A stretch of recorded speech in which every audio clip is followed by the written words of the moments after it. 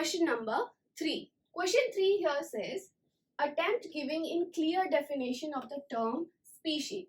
What does a species mean? Species means sexually interbreeding. This word is very, very important. A sexually interbreeding or potentially interbreeding group of individuals separated from other species by the absence of genetic exchange is known as species. This here means by the absence of genetic exchange is known as what?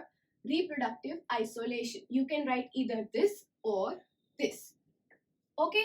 So, a sexually interbreeding or potentially interbreeding group of individuals separated from other species by absence of genetic exchange is known as species. For example, species can be a group of flowers, a group of animals, a group that can resemble to each other and breed within each other. That is known as species.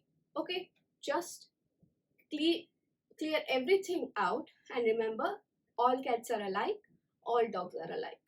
That's it. Okay, now